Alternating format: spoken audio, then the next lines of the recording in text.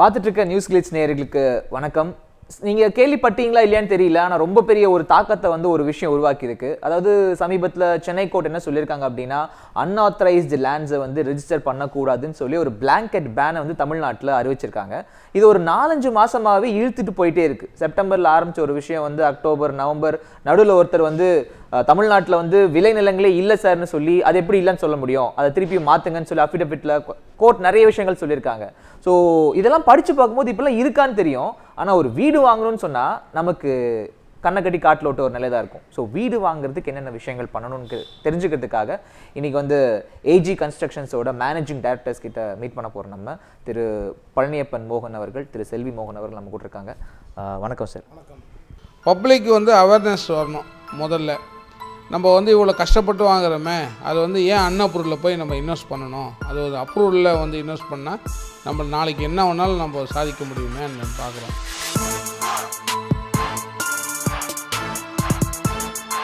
இப்போ எல்லா register office போனீங்கன்னா எவ்வளோக்கு எவ்வளோ பிஸியாக இருந்தாங்களோ, இன்றைக்கி வந்து 300 பத்திரம் 400 பத்திரம்லாம் பண்ணியிருந்ததெல்லாம் இன்றைக்கி வெறும் 20 பத்திரம் 30 பத்திரம் தான் பண்ணுறாங்க. மெயின் ரோடு பிளாட்டை வாங்கணும் போது இதில் வந்து முதல்ல வந்து இதில் ரோடு எக்ஸ்டென்ஷன் இருக்கா, இல்லை எவ்வளோ தொலைவு இருக்குது, முடிஞ்ச அளவுக்கு முதல்ல 2 பிளாட்டை வந்து விட்டுட்டு 3ஆவது பிளாட்டு தான் வாங்கணும். இந்த வாட்ஸ்அப்பில் வந்து மெசேஜ் வந்து உண்மையாக பொய்யா தெரியாது. அது உண்மையாக இருந்ததுன்னா பணம் போட்டு வாங்குகிறோம் அனைத்து பேருக்கு வந்து ஒரு நல்ல ஒரு இது தான்.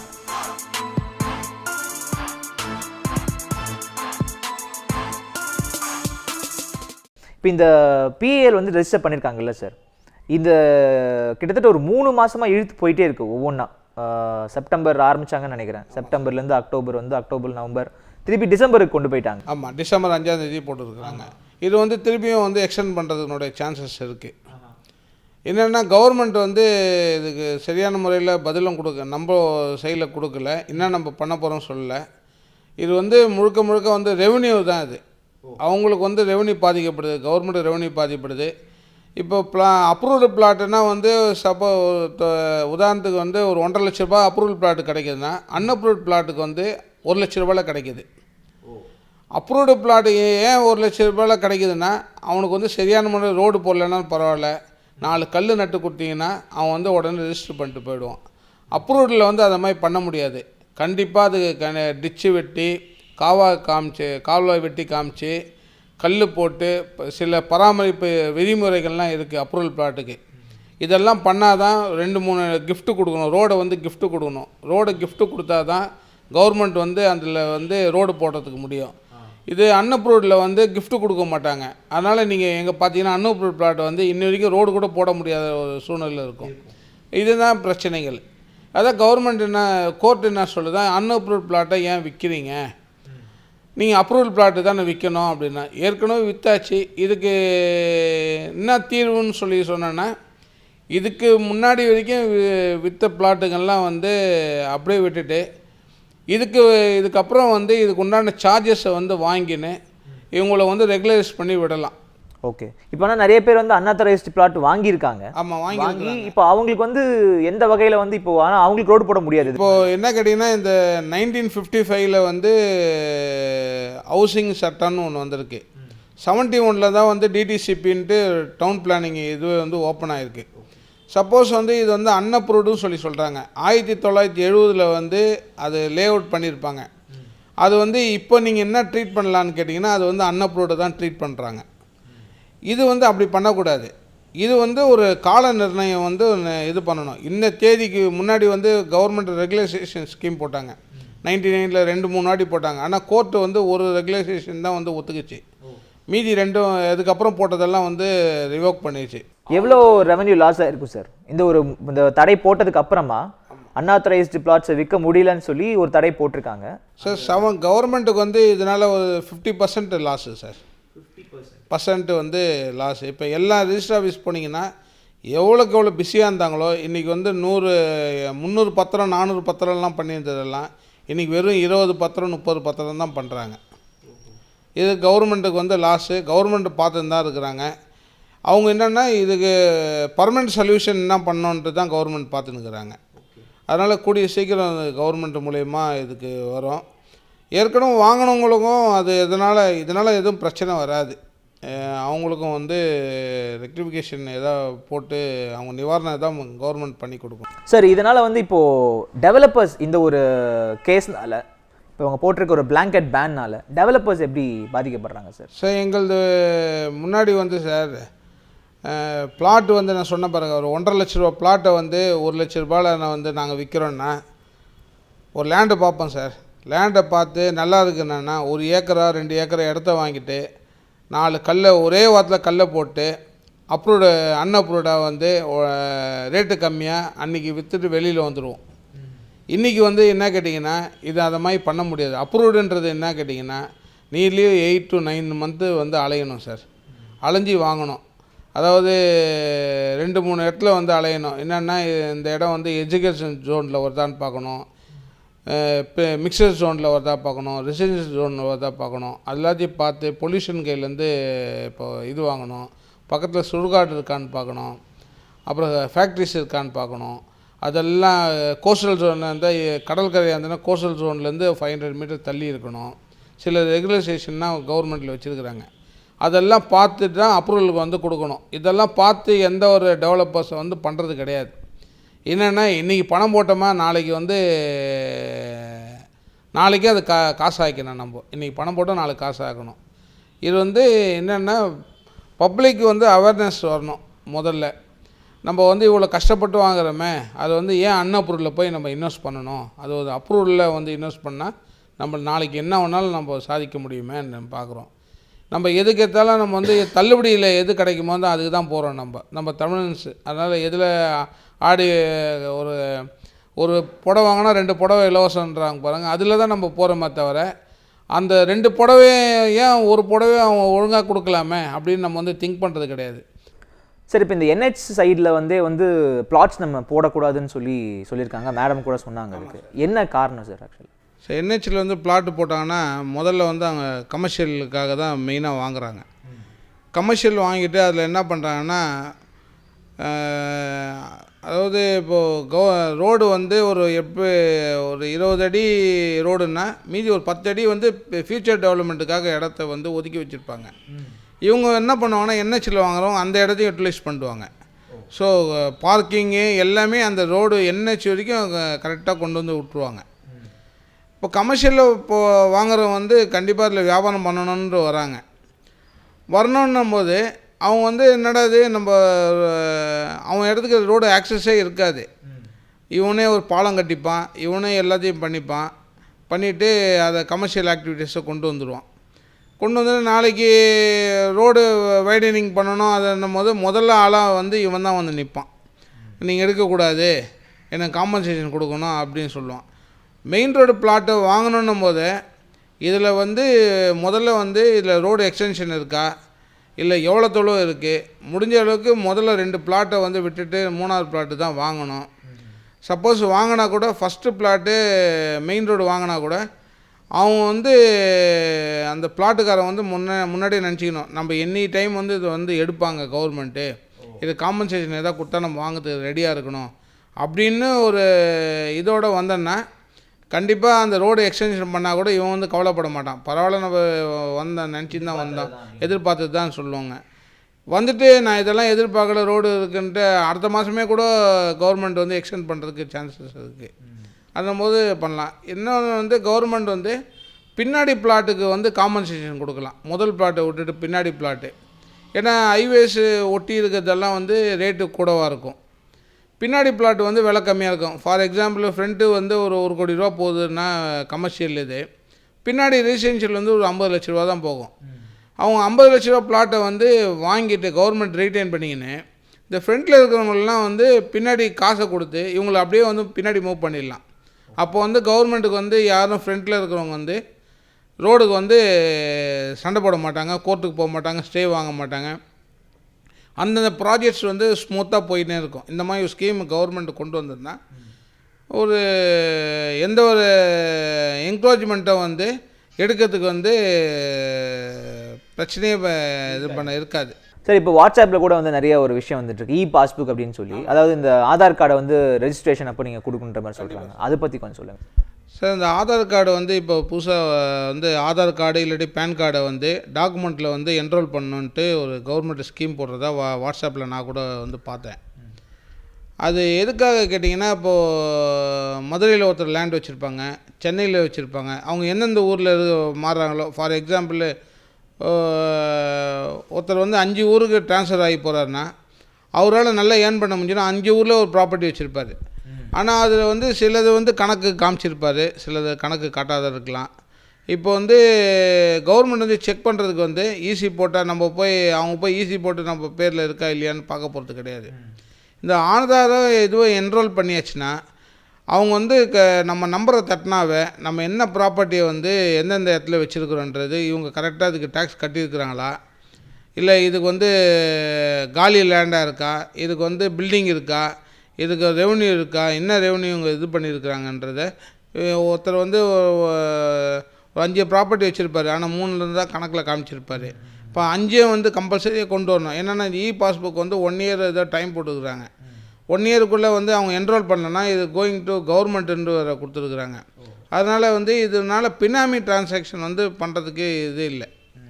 ஏன்னா இப்போ முன்னாடி வந்து குப்புசாமின்றவர் வந்து வேறு ஒரு கையெழுத்து மற்ற முன்னாடி எந்த ஒரு ஐடென்டிஃபிகேஷனில் தான் வந்து ஒருத்தர் விற்க முடியும். இப்போ அப்படி பண்ண முடியாது, ஐடென்டிஃபிகேஷனில் தான் விற்க முடியும். இந்த ஆதார், ஆமாம், அந்த ஆதாரோ பேன் கார்டோ இருந்ததுன்னா இன்னும் வந்து நம்ம ரியல் எஸ்டேட் வந்து நல்லா பூம் ஆக சான்ஸ் இருக்குது. இந்த வாட்ஸ்அப்பில் வந்து மெசேஜ் வந்து உண்மையாக பொய்யா தெரியாது. அது உண்மையாக இருந்ததுன்னா பணம் போட்டு வாங்குகிறோம் அனைத்து பேருக்கும் வந்து ஒரு நல்ல ஒரு இது தான். என்னென்னா யாரோ என்னை ஃபோர்ஜரி பண்ணி விற்றுட்டாங்க, நான் கோடிக்கணக்கில் இந்த இடத்த வச்சுருந்தேன். நான் இப்போ மயிலாப்பூரில் கூட பார்த்தீங்கன்னா அவங்க வச்சுருந்தாங்க, ஒரு அம்மா வெளியில் கொண்டு வந்து போட்டுட்டு இன்னொருத்த வந்து ஆளை ரெடி பண்ணி விற்றுட்டு போயிட்டாங்க. இப்போ அதெல்லாம் வந்து விற்க முடியாது. என்னென்னா ஆதாரோ பேன் கார்டோ கொடுத்தோன்னா இதுதான் கவர்மெண்ட். இப்போ ஆதார் வந்து த்ரூ அவுட் இந்தியா ஃபுல்லாக அதுதான் வரப்போகுது. அதனால் அந்த ஆதார் பண்ணுறதுனால நம்ம தான் விற்றோன்றது தெரிஞ்சிடும், ஈஸியாக தெரிஞ்சிடும். ஆமாம், அதனால் வந்து நம்ம ஏமாந்து போகிறதுக்கு வாய்ப்புகள் வந்து ரொம்ப கம்மியாக இருக்குது. ஒரு நிலத்துக்கு வந்து அப்ரூவல் அப்படின்னா எதுக்காக வாங்கணும்? அப்ரூவல்னால் என்ன சார்? அப்ரூவல்ன்றது வந்து அங்கீகாரம். நம்மளுடைய பல நாட்களாக சேமித்து வச்ச பணத்தை வந்து பிளாட்டை வாங்கும்போது அந்த பிளாட்டு வந்து அங்கீகாரம் பெற்ற மனைகள் வாங்கும்போது நம்மளுக்கு லோன் கிடைக்கிது. கவர்மெண்ட் என்ன ஸ்கீம் அந்த இடத்துல பக்கத்தில் வருது எல்லாமே நம்மளுக்கு வந்து தெரிஞ்சு வாங்குறதுனால சீக்கிரமாக வீடு கட்டிட்டு நம்ம அந்த அப்ரூவல் மனையில் வந்து சீக்கிரம் வீடு குடியே வந்துடலாம். அதுக்கு உடனே ரோடு போடுவாங்க, லைட்ஸ் போடுவாங்க. அப்புறம் வந்து கவர்மெண்ட் என்னென்ன ஸ்கீமு, அதாவது வாட்டர் லைனு, நம்ம குடி வர்றதுக்கு என்னென்ன அனைத்தும் ட்ரைனேஜு, என்னென்ன அனைத்தும் வசதிகள் வந்து கவர்மெண்ட்டால் அப்ரூவல் மனைகள் வந்து பண்ணித்தர முடியும். ஏன்னா அதுக்கான உண்டான சார்ஜஸ் எல்லாம் அவங்க வாங்கிடுறாங்க. இந்த டெவலப்மெண்ட் சார்ஜஸ் என்னென்ன பண்ணணும் எல்லாம் வாங்கிடுறாங்க. இப்போது வந்து அதாவது இந்த இடம் வந்து எங்கள் மேப்பில் இருக்குது, இதுக்கு இந்த வசதிகள்லாம் வரப்போகுதுன்னு சொல்லி கவர்மெண்ட்டுக்கு தெரியும், அப்ரூவல் வாங்க. நம்ம அந்த சர்வே நம்பர்ஸு, நம்ம அந்த பிளாட் ஏரியா, லேண்டோட ஏரியா வந்து இது கமர்ஷியல் ஜோனா, ரெசிடென்ஷியல் ஜோனா, இல்லாட்டி அக்ரிகல்ச்சர் ஜோனா அப்படின்ற அப்ரூவல் போகும்போது தான் அந்த கேட்டகரி வந்து அவங்களுக்கு தெரியும். ஏன்னா அவங்க கையில் தான் மாஸ்டர் பிளான் இருக்குது, விஏஓ கையில் இருக்குது. அதை வச்சு தான் நம்ம வந்து என்ன இந்த கேட்டகரியில் வருதுன்னு நம்ம வந்து பார்க்க முடியும். நம்ம கண்ணு மூடின்னு இது எந்த ஜோன்லேயும் வரல, அன்ஆத்தரைஸாக நம்ம வாங்கிட்டோன்னா சப்போஸ் அதில் வந்து தண்ணி போக்கக்கூடிய வாய்க்காலாக கூட இருக்கலாம், அது நம்மளுக்கு தெரியாது. அது க்ளோஸ் பண்ணிகிட்ருப்பாங்க. அது முன்னாடியெல்லாம் வந்து 15 அடி அந்த வாய்க்கால் இருக்கும், அதெல்லாம் க்ளோஸ் பண்ணிவிட்டு நீங்கள் அது ரோடு ஆக்கிட்டு இருப்பாங்க. நாளைக்கு இப்போது கோர்ட் ஆர்டர் வந்து இப்போ பண்ணியிருக்கிறாங்க, இது வந்து நீர்பிடிப்பு பகுதியை வந்து ஓப்பன் பண்ணி தான் ஆகணும் போது இந்த மாதிரி பிரச்சனைகள்லாம் வந்து வரும். அப்ரூவல் மனைகளில் வந்து இந்த பிரச்சனை வந்து 100% வர்றதுக்கு சான்சஸே இல்லை. அப்படி எதாவது வந்தால் கூட அது கவர்மெண்ட் இஸ் ரெஸ்பான்சிபிலிட்டி. அப்போ நம்ம அவங்ககிட்ட கேள்வி கேட்க முடியும். ஆமாம், கண்டிப்பாக கேள்வி கேட்க முடியும். அதுக்கு உண்டான காம்பன்சேஷனை கண்டிப்பாக கொடுக்க முடியும். இந்த மௌலிவாக்கம் போல் பணம் கட்டிட்டு யாரும் நடுத்தரில் நிற்க வேண்டாம். இந்த சமயத்தில் ஒரு வீடு வாங்கணுமோ இல்லை ஒரு நிலம் வாங்கணும்னு நினைக்கிறவங்க முதல்ல பண்ண வேண்டிய விஷயங்கள் என்ன சார்? சார் முதல்ல வந்து லேண்ட் அப்ரூவல் இருக்கான்னு பார்க்கணும் சார். எங்கே போய் அதை பார்க்கணும் நம்ம? லேண்ட் அப்ரூவல் வந்து இப்போ கன்சர்ன் அவங்க லேஅவுட்லேயே வந்து போட்டுருவாங்க. லேஅவுட்டை வாங்கி பார்க்கணும், இது என்ன டேட்டில் வாங்கி கொடுத்துருக்குறாங்க எதுன்னு நம்ம அதை பார்த்தா தெரிஞ்சிடும். டிடிசிபின்னா நம்மளது சென்னையிலே ஒரு ஆஃபீஸ் இருக்குது. 5 ஏக்கர் வரைக்கும் லேஅவுட் அப்ரூவல் பண்ணாங்கன்னா நம்ம வந்து மவுண்ட் ரோட்டில் ஆஃபீஸ் இருக்குது. அதுக்கு மேலே போனால் நம்ம இது செங்கல்பட்டில் ஆஃபீஸ் இருக்குது. அந்த அங்கேருந்து இங்கேருந்து ஃபார்வர்ட் பண்ணாங்க, செங்கல்பட்டுலேருந்து ஃபார்வர்ட் பண்ணி இங்கே வரும். இவங்க வந்து நம்ம நம்ம அப்ரூவல் நம்பர் நம்ம கொடுத்தோன்னா என்ன இயரில் வந்திருக்குன்னா இது அப்ரூவல் ஆகிருக்கா இல்லையான்றதை அவங்க உடனடியாக சொல்லுவாங்க. அடுத்த ஸ்டெப் என்ன சார்? அப்ரூவல் இருக்குது அப்படின்ற பட்சம். ஆமாம், அப்ரூவல் இருக்குதுன்னு சொன்னோடனே அதுக்கப்புறம் டாக்குமெண்ட்டு வந்து இவங்களது முதல்ல வாங்கினவங்களது இருக்கணும். அதுக்கப்புறம் ப்ரீவியஸ் பேரண்ட் டாக்குமெண்ட்டு, அதுக்கு அப்புறம் வந்து பட்டா இருக்குது அந்த லேண்டுக்கு. பட்டா கன்சர்ன் பேரில் யார் நம்மளை விற்கிறாங்களோ அவங்க பேரில் மாறி இருக்கா, இல்லை கூட்டு பட்டாவாக இருக்கா, இல்லை முதல்ல யார் விற்றவங்க பேரில் இருக்குது. பட்டா வேறு, டாக்குமெண்ட் வேறு? ஆமாம் சார், பட்டா வந்து வேறு, டாக்குமெண்ட் வேறு. பட்டானா என்ன சார்? பட்டான்றது நிலத்து உரிமை. நில உரிமை வந்து யார் பேரில் இருக்குதுன்னு முதல்ல பார்த்துக்கணும். லேண்டு வந்து லேண்டு உரிமை, அது வந்து மனை உரிமை. அது யார் பேரில் இருக்குது, அது நம்ம பிளாட்டாக பிரிக்கும் போது தான் டாக்குமெண்ட் ஆகுது. அந்த டாக்குமெண்ட் வந்து நம்ம யார் பேரில் இருக்குதுன்றது அது பார்த்துக்கணும். இது எதுவும் கரெக்டாக இருந்ததுன்னா, இது மூணுமே சரியாக இருந்ததுன்னா கன்சர்ன் அத்தாரிட்டியில் போயிட்டு, சார் இதுக்கு வந்து அப்ரூவல் கிடைக்குமா சார், பில்டிங் கட்ட போகிறேன், இதுக்கு எதாவது கிடைக்குமா இல்லையா, எதாவது கவர்மெண்ட் ஸ்கீம் எதுனா இருக்கா, இல்லை சிப்காட்டில் எடுத்துக்கலாம். அப்ரூவ்டு மனைக்கு கூட சிப்காட்டில் சில நேரத்தில் எடுக்கிறதுக்கு சான்சஸ் இருக்குது. ஆனால் எடுத்தாங்கன்னா கூட அன்றைக்கி என்ன கைட்லைன் வேல்யூ இருக்கோ அது வந்து பக்காவாக கவர்மெண்ட் வந்து இப்போல்லாம் கொடுத்துரு. இப்போ சென்னையில் வந்து பார்த்திங்கன்னா மெட்ரோ ப்ராஜெக்ட் போயிட்டுருக்கு. அதே மாதிரி மேம்பாலங்கள் நிறைய இடத்துல கட்டுறாங்க. அப்ரூவ்டு பிளாட்லேயும் இந்த ப்ராப்ளம் வர்றதுக்கான வாய்ப்பு இருக்கா சார்? இந்த மேம்பாலம் கட்டுறது, ஏன்னா அவங்க அப்ரூவ் பண்ணுறப்போ ரோடு சின்னதாக இருந்திருக்கும், 6 வழி சாலையாக மாற்றுறப்போ அது எல்லாமே கொஞ்சம் பெருசாக வாய்ப்பு இருக்குது. அப்போது இந்த ப்ராப்ளம் வர வாய்ப்பு இருக்குது. அது வாய்ப்பு இருக்குது சார். ஆனால் அவங்க பண்ணும்போது பிளானிங் பண்ணும்போதே இது அப்ரூவ்டு லேண்டாக இருந்ததுன்னா அவங்க வந்து அதை கட் பண்ணிவிட்டு வேறு டைரெக்ஷன் கொண்டு போவாங்க. சில இடத்துல பெண்டெல்லாம் வருது பாருங்கள், அவங்க தான் அது வந்து கொண்டு போகுது. இந்த இடத்துல பிளாட்டு வந்து அப்ரூவ்டு இருக்குது, இதை வந்து தள்ளிட்டு இது அன்ஆத்தரைஸ் லேண்ட் இருக்குது, இவங்களது எடுக்கலாம். சிலது கவர்மெண்ட் லேண்டாக இருக்கும், அந்த வே நம்ம கொண்டு போகலான்றது. அவங்க வந்து இந்த மாஸ்டர் பிளான் இருக்குது, அந்த மாஸ்டர் பிளானை வச்சு இப்போ செகண்ட் மாஸ்டர் பிளான் கூட வந்துடுச்சு. அதில் பார்த்தோன்னா நம்மளுக்கு என்னென்ன ஃப்யூச்சர் பிளானிங் இருக்குது. இப்போ கிண்டி மாதிரியான இருக்கிற ஏரியாக்களில் பார்த்தீங்கன்னா பாலம் கட்டுறதுக்காக அப்படின்னு சொல்லி அப்ரூவ்டு பிளாட்ஸையும் வந்து எடுத்திருக்காங்க. இது வந்து நடக்கிறதுக்கு இதுக்கு மேலேயும் வாய்ப்பு இருக்கா? இதுக்கு மேலே வாய்ப்பு இருக்கான்னா கூட எந்த நேரத்துலையுமே வந்து கவர்மெண்ட்டோட இது என்னன்னா, மக்களுக்கு எல்லாரும் பப்ளிக்கு என்ன தேவையோ அது யாராக இருந்தாலும் கண்டிப்பாக வந்துட்டு அப்ரூவ்டு பிளாட்டாக இருந்தாலும் அவங்க கேட்கும்போது கொடுத்து தான் ஆகணும். ஆனால் டெவலப்மெண்ட் ப்ராஜெக்ட், ஏன்னா இது வந்து பப்ளிக்னுடைய யூஸுக்கு, தனிப்பட்ட ஒரு வீடுக்காக வந்துட்டு பப்ளிக் பாதிக்கக்கூடாது. இப்போ மெட்ரோ ட்ரெயின் இதெல்லாம் வந்து நம்மளுடைய புது ப்ராஜெக்ட். ஸோ அதுக்கெல்லாம் பாலம் கட்டி அதுதான் ரூட்டு, வேறு வழி கிடையாதுன்னும் போது நம்மளே பார்த்துருப்போம். கிண்டி பாலம் இதெல்லாம் பண்ணும்போது நிறைய பில்டிங்ஸ் பாதியாக உடஞ்சிருக்கோம். இதுவாக அது வந்து கவர்மெண்ட்டுக்கு தேவைன்னும் போது நம்ம கொடுத்து தான் ஆகணும். அது ஏன்னா பப்ளிக் யூஸு, ஒரு ஆளுக்காக பப்ளிக்கை இது பண்ண முடியாது. ஸோ அவங்க ஆனால் கவர்மெண்ட் சைட்லேருந்து அதுக்கு தகுந்த காம்பன்சேஷன் வந்து அவங்களுக்கு கொடுத்துருவாங்க. மேபி அந்த திருப்பி அவங்க கன்ஸ்ட்ரக்ட் பண்ணுறதுக்கோ, இல்லை வந்து முக்கால்வாசி லேண்டு போயிடுச்சுன்னா அந்த லேண்டு வேல்யூவோ அந்த மாதிரி வந்து கவர்மெண்ட் காம்பன்சேஷன் அவங்களுக்கு கிடச்சிரும். இப்போ நம்ம ஒரு இடத்த வாங்குறப்போ வில்லங்கம் பார்க்கும்போது இதில் தெரியாதா சார்? சார் வில்லங்கம் வந்து இது அப்ரூவ்டு அன்அப்ரூவ்டு எல்லாம் வில்லங்கத்தில் தெரியாது சார். இதில் வந்து இப்போ இவங்க சொன்னாங்க பாருங்கள், அந்த வீட்டுக்கு வந்து வரி கூட போட்டுட்டாங்க. வீட்டுக்கு வரி இன்றைக்கி வரைக்கும் வரி கட்டிகிட்டு இருக்கிறாங்க. ஆனால் அது அன்அப்ரூவ்டு. யாரையும் பிடிச்சி அவங்க ஏதோ இப்போ அன்அப்ரூவ்ட் பிளாட்டில் என்ன பண்ணுவாங்க, பில்டிங் பிளான் வாங்காதே வீடு கட்டிட்டாங்க, அதுக்கு வரி கட்டிட்டாங்க. இப்போ வரியெல்லாம் கட்டணும்னா எல்லாம் பக்காவாக இருக்கும் சொல்லிவிட்டு இவர் வந்து பேங்க்கில் லோன் வாங்குறாரு. லோனு வாங்கிட்டு இன்ன வரைக்கும் அவரால் எதுவும் பண்ண முடியல. இப்போ வந்து அப்ரூவலுக்கு போகிறாங்க. சிஎம்டி அவர் அலையிற சிஎம்டி முனிசிபாலிட்டி எங்கெங்கே கன்சர்ன் அத்தாரிட்டி எங்கெங்கே இருக்கோ அங்கெல்லாம் பாவம் நடையாக நடக்கிறாரு. அவர் ஒரு பில்டரு, இருக்கிற வேலையெல்லாம் விட்டுட்டு இப்போ அந்த அன்அப்ரூவ்டாக வாங்காததுனால இப்போ கோர்ட்டுக்கும் இப்போ தடைக்கும் இதுக்கும் வந்து கரெக்டான இருக்குது. அவங்க அப்ரூவ்டு வாங்கியிருந்தாங்கன்னா ஏன் இதை போல் இது பண்ண போகுது. ரெண்டாவது வந்து இது அப்ரூவ்டா அன்அப்ரூவ்டான்றதை நம்ம சிஎம்டி இப்போது கன்சர்ன் அத்தாரிட்டிஸ் வந்து அவங்களுக்கு ஒரு இது கொடுக்கணும்.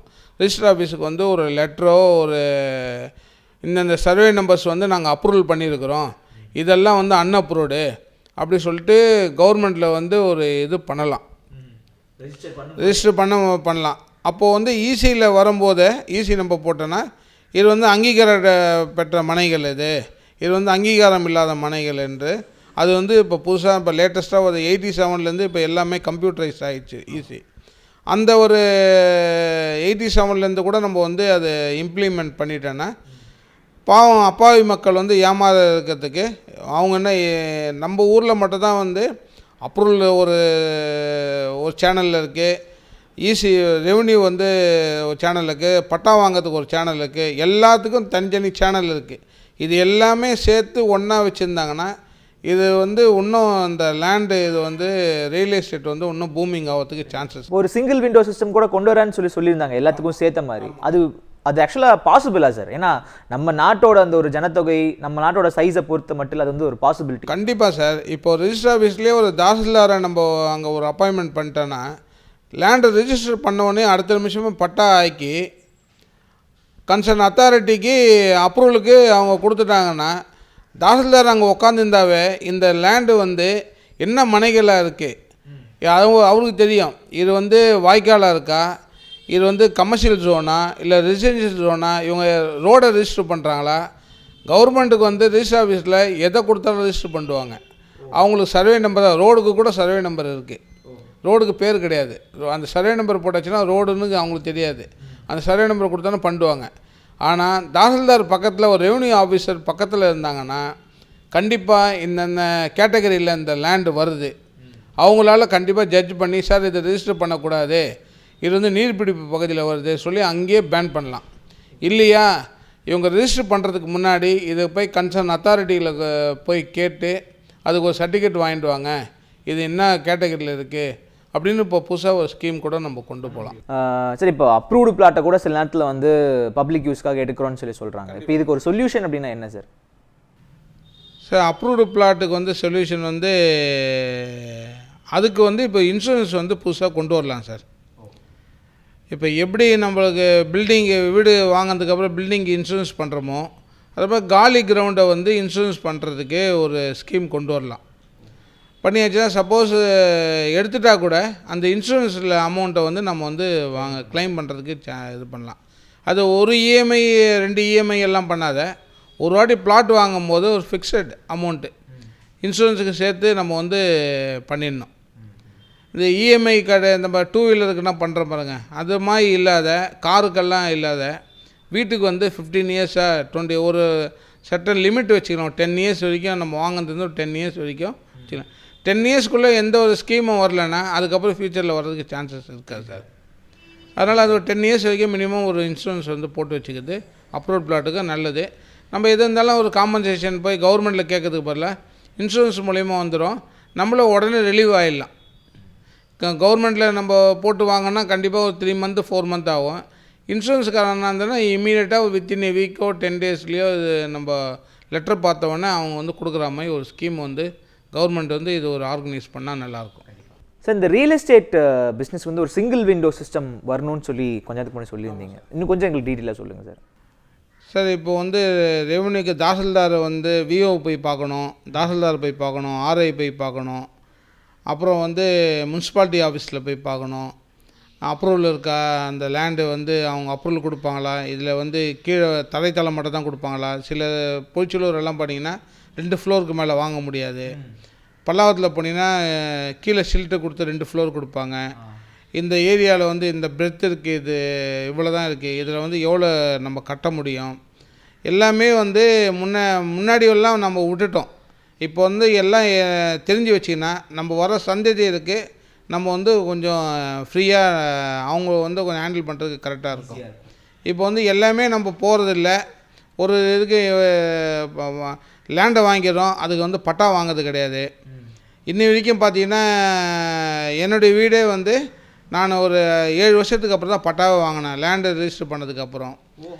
என்னென்னா இது வந்து சிங்கிள் விண்டோ சிஸ்டம் வந்துருச்சுன்னா லேண்டு ரெஜிஸ்டர் பண்ணணுமா, பட்டா வாங்கணுமா, முனிசிபல் இது அப்ரூவல் வாங்கணுமா, பக்கத்துலேயே இருக்கா, அதுக்கு வந்து இந்த இடத்துக்கு வந்து வரைபடம் வந்து வீட்டு மனை கட்ட அங்கீகாரம் கொடுக்கலாம் அப்படின்ட்டு ஒரு சர்டிஃபிகேட் அங்கேயே கொடுத்துடணும். எல்லாம் கொடுத்துட்டான்னா அவன் வாங்கினவன் வந்து வீட்டில் நிம்மதியாக போய் ஒரே நாளில் போய் நிம்மதியாக தூங்கலாம். ஆமாம், அன்றைக்கி அவனுக்கு லோனு கொடுப்பாங்க, லோனை வந்து கட்டினாங்கன்னா இது பண்ணலாம். கவர்மெண்ட் இது கொண்டு வந்தாங்கன்னா இந்த சிங்கிள் விண்டோ சிஸ்டத்தை ரியல் எஸ்டேட் வந்து இன்னும் பயங்கரமாக பூம் ஆகிறதுக்கு சான்சஸ் இருக்குது. கண்டிப்பாக. ஸோ நிறைய விஷயங்கள் எங்களுக்கு சொல்லியிருக்கீங்க சார், ரொம்ப ரொம்ப நன்றி. ரொம்ப நன்றிங்க சார். இந்த வீடியோலேருந்து நிறைய விஷயங்கள் நீங்கள் கற்றுக்கிட்டு இருக்க வாய்ப்பு இருக்குது. இன்னும் நிறைய மனசுக்குள்ள சந்தேகங்கள் இருக்க வாய்ப்பு இருக்குது. அதை கீழே எங்களுக்கு கமெண்ட் பண்ணுங்கள். ஃபியூச்சர் வீடியோஸில் கண்டிப்பாக நான் உங்களுக்கு பதில் சொல்ல பார்க்குறோம். அது மட்டும் இல்லாமல் ஒரு வீடு வாங்கணும் அப்படின்னா 3 விஷயத்த மைண்டில் வச்சுக்கோங்க. ஃபஸ்ட்டு வந்து அப்ரூவல், 2வது பட்டா, அதுக்கடுத்து அந்த சிட்டியோட மாஸ்டர் பிளானில் என்னென்ன வர வாய்ப்பு இருக்குன்றதை பார்த்துக்கணும். மறந்துடாதீங்க. மறுபடியும் உங்களை வேற ஒரு வீடியோவில் சந்திக்கிறேன். நன்றி, வணக்கம்.